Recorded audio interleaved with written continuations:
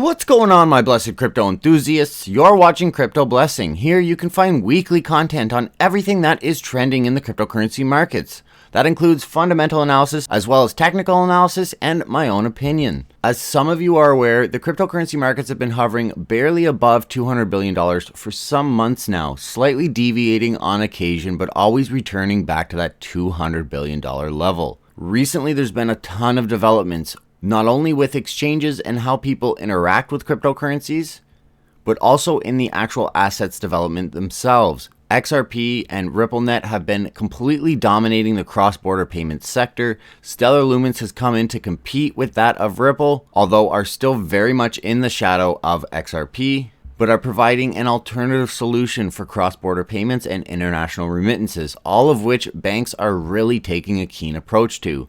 Furthermore, there's so much interest in fundamental institutions that are in the financial sector, really understanding the gravity and the potential implications that cryptocurrencies and decentralized methodologies, along with the consensus algorithm methodology, can really radically change the way we operate, both on a surface level and behind the scenes. Recently, the market cap has seen a slight pump, taking us from the 200 billion market cap level all the way up to $225 billion, seeing some retracement but has since found stability above $215 billion, seemingly for now. Nobody does know the future, and all we can do is continue to monitor the markets. But as I said, development is rampant in this market. Recently, the CFTC has made headlines when they announced that a federal court has found that digital assets, aka virtual currencies, aka cryptocurrencies, are commodities and not deemed securities. The actual publication was released on October 3rd out of Washington, D.C. The U.S. District Court for the District of Massachusetts entered an order holding that the Commodities Future Trading Commission, the CFTC, has the power to prosecute fraud involving virtual currency and denying the defendant's motion to dismiss the CFTC's amended complaint. In other words, ICOs and fraudulent activity in these markets are now on the chopping block for U.S. regulatory bodies. That's going to bring a tremendous amount of security and a sigh of relief from those interested in investing but have yet to take the plunge into purchasing some digital assets for themselves. They are going to be prosecuting fraud in cryptocurrencies, and in doing so have deemed them commodities and not securities. That brings a general sigh of relief to the cryptocurrency markets across all assets, and really clears a lot of gray area going forward. However, the big story here is with Ripple XRP, because they were the most threatened asset by being deemed a security. They are one of the more developed assets in this space, and their partnerships include a whole wide range of industries. It would dramatically put a dampen on their business, and this is no doubt a welcomed bit of news. Specifically, that the digital currency Ripple XRP is a currency and not a security. He justified this by a 1946 Supreme Court decision that determines whether an asset is a security based on 4 factors. Those are an expectation of profits, investment of money, a common enterprise, and the effort of a promoter or a third party which is pushing that profit. He believes that XRP is a currency. Now, XRP recently saw a big pump about 2 weeks ago and has retained the majority of that pump, going from under 30 cents, spiking to over 70 cents, and then coming down and finding stability at 50 cents is so positive going forward for XRP holders. It was very unexpected from my perspective. But regardless of the asset that gets the pump, it definitely helped the overall market cap of this space, and it's very positive news going into the close of 2019. Many investors are incredibly hopeful that the close of this year will be much like what it was last year, and we'll see something like 100x gains in some of these assets. A lot of assets are going to double, triple, and go as high as 5 to 10x gains if it were to be a similar structure to last year. Some are also in the belief that the next big boom is going to be larger than that of we saw last year. So if even a fraction of that comes true, we are in for one hell of a close to 2019.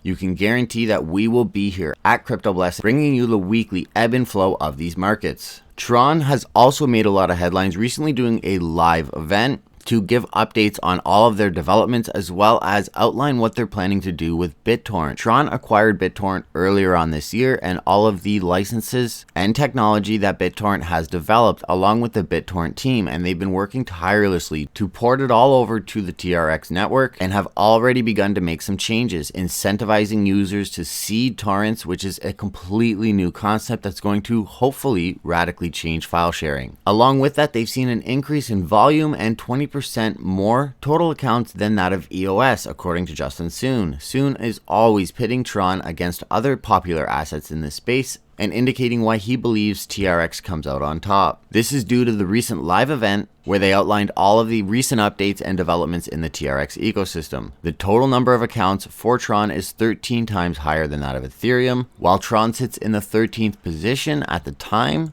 and has since gone into the 12th position, along with Dash, which is another very popular asset and is largely considered an OG in these markets. He also noted that the coin burn has finished 98% of all the ERC20 tokens, and the biggest news, like I said, is what they plan on doing with BitTorrent, the peer-to-peer file sharing protocol that was acquired by Justin Sun earlier on this year. He thinks that this is going to be a big factor in Tron's success, and I tend to believe him on that. He's always come through with every deadline they've ever put out. He's probably the most consistent CEO that I've seen in these markets and generally has a ton of integrity with what he plans on doing. Lastly, adding to adoption, there's over 1,500 Bitcoin ATMs reportedly being deployed in Argentina in direct response to rampant inflation. According to representatives from the Athena Bitcoin and Odyssey Group, by the end of 2018, Argentina will be host to 30 Bitcoin ATMs. That number will jump to about 150 by early next year, and then more to 1,500 by the end of 2019. This is all due to an economic crisis that has seen the value of the national currency plummet.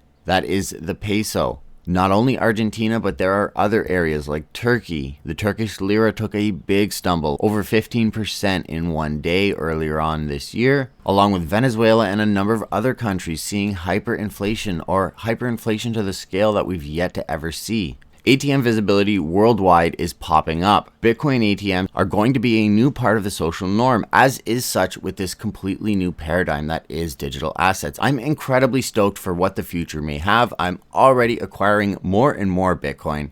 I'm continuously acquiring more equipment. I'm continuously trying to improve the content. I'm improving my knowledge in this space every single day by participating in these markets and covering videos like this. So please show your support and smash that like button. Comment below what you think about any of the content or any of the topics I discussed today. I do want to hear what you have to say. Let's get a discussion going in the comments, and let's continue to monitor these hyper evolving markets. It's super exciting to see a new paradigm take over, much like the porn industry that took decades to take on, much like the airline industry that also took decades, much like this ever-changing entertainment industry. People are going away from television and Hollywood-produced content and going more to privatize personal brands. It's a brave new world, as Aldous Huxley said. While Bitcoin dominance remains above 50%, we are kind of in uncharted territory. With such a large market cap and one that's promising to blow up even more as the years progress, continue to fight that good fight. Hang in there. We really are onto something big here, and I will see you all very soon.